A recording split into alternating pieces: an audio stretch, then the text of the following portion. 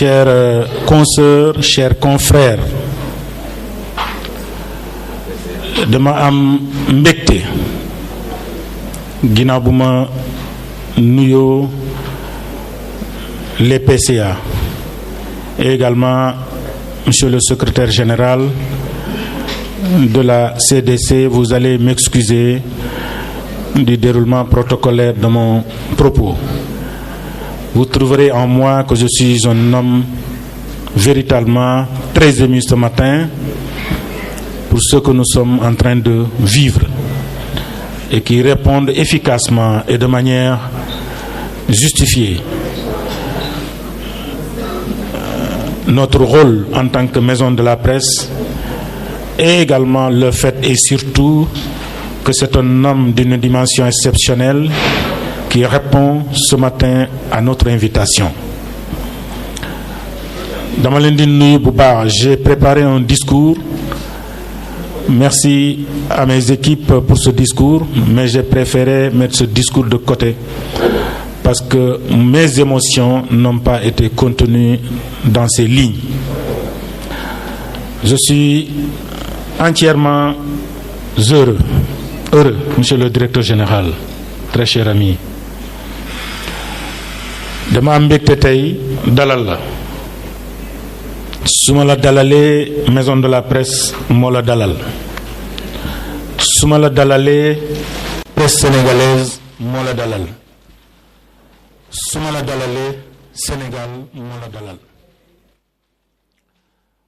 Parce que son excellence le président de la République monsieur Bassirou Diomaye Diakhar Faye bi mu ñuy dénk kër gi dafa am kàddu yoo xamante ne da ko yëkkati ne ñu nan la ñu war a def ba soppi xar kanam maison de la presse.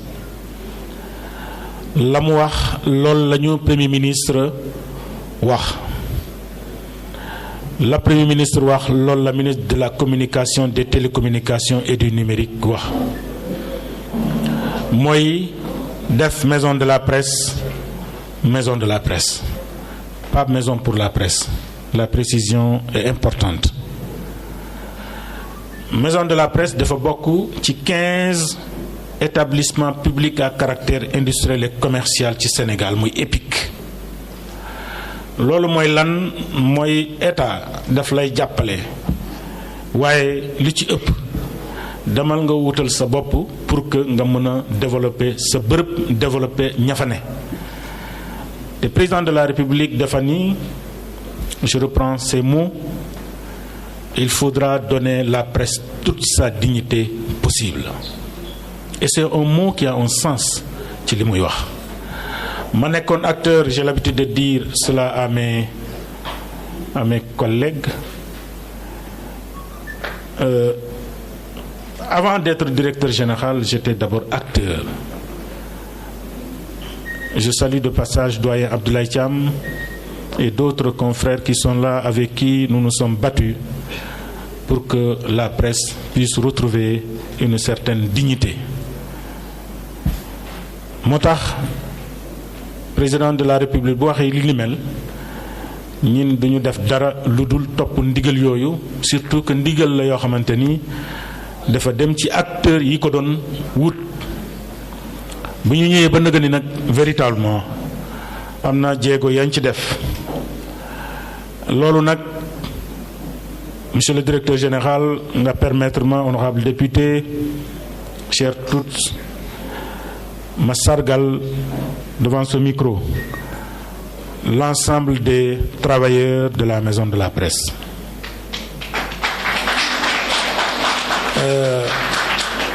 Ci vigile bi ba ci man jaarale ko direction yi ba ci chef de la comptabilité, kenn ku nekk lañ la sant yaa ngi ci taxaw guddi ak bëccëg. Loolu nag li ko waral mooy kenn ku nekk da nga xam lan moo la fi bàyyi. Boo amee personnel bu mel noonu la ngay def mooy se multiplier à 2 voire 3 parce que vous avez les ressources humaines pour réaliser vos projets.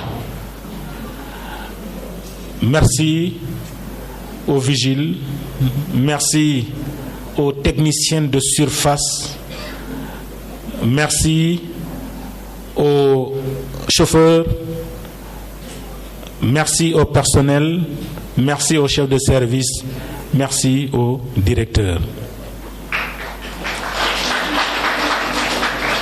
bu loolu weesoo damay ñëw ci sama invité Fadilou Keita.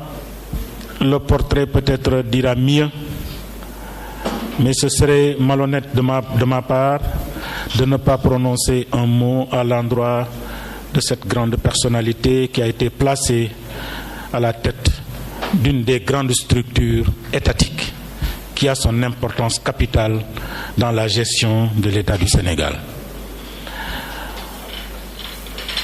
Fadilou Keita est un produit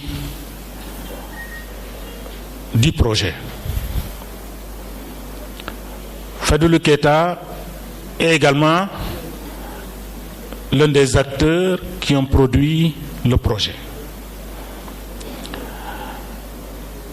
Dans tous ces axes, il a joué un rôle important parce que, sachant tout simplement qu'il a aujourd'hui l'obligation intellectuelle de s'investir pour un Sénégal de demain, un Sénégal meilleur, un Sénégal prospère, comme l'a l'habitude de dire le président de la République. C'est quelqu'un que j'ai côtoyé lors de la dernière campagne électorale, jeune directeur de cabinet du président du PASTEF, le Premier ministre Ousmane Sonko.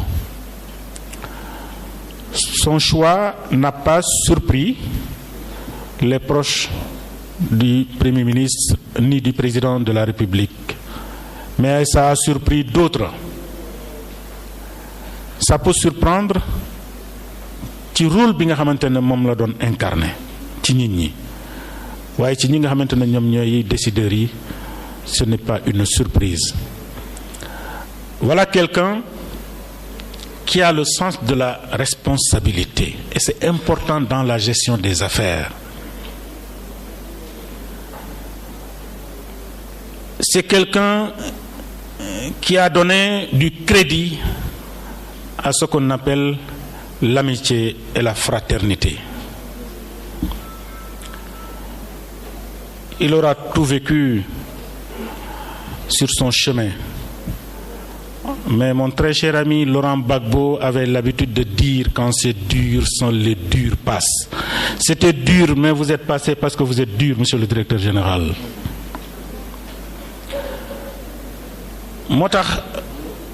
L'une des premières nominations que j'ai appréciée, seul dans ma chambre après avoir lu le communiqué du Conseil des ministres, c'est sa nomination.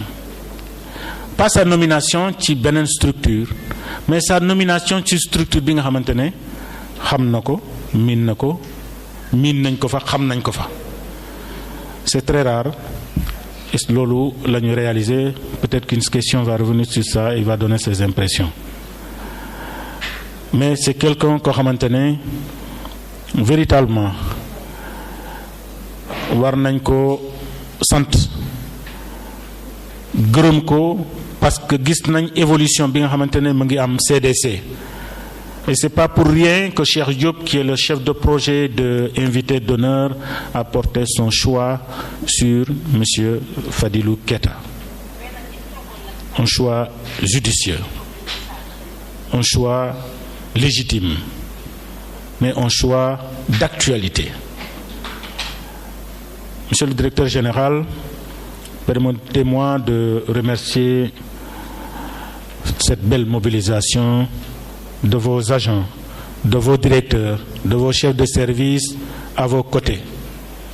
Loolu yëpp dafay firndeel ni véritablement le climat social au niveau de la CDC et l'engagement des uns et des autres pour faire de cette structure une structure modèle. Vous l'avez déjà fait. Félicitations à vous.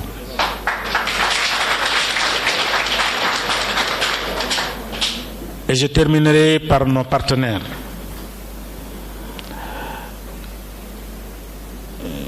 Cet événement est en direct sur plusieurs télévisions. Peut-être Wilane va y revenir, mais je voudrais remercier Hollywood avec son directeur général, M. Cissé, mais également Suntec, grâce à qui cette salle a été bien réalisée.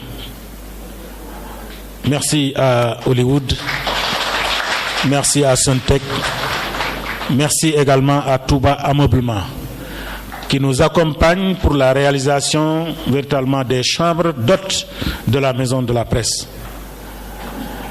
Merci également à Etika avec qui nous avons signé un partenariat pour la formation continue des journalistes. D'autres partenaires également sont ici. Une autre voix reviendra sur tous ces partenaires qui nous accompagnent nuit et jour pour l'accomplissement de nos objectifs. Je pense savoir que la CDC va rejoindre justement ses partenaires et sera un partenaire stratégique pour les réformes que nous avons engagées au niveau de la Maison de la Presse. Je suis court, mais j'ai été trop long, vous allez m'en excuser. Sachez que je suis très ému, très heureux que vous soyez là. Monsieur le PCA, je vous salue au passage. Merci d'être venu. Merci à tout le monde. Assalamu alaikum wa rahmatullahi wa barakatuh.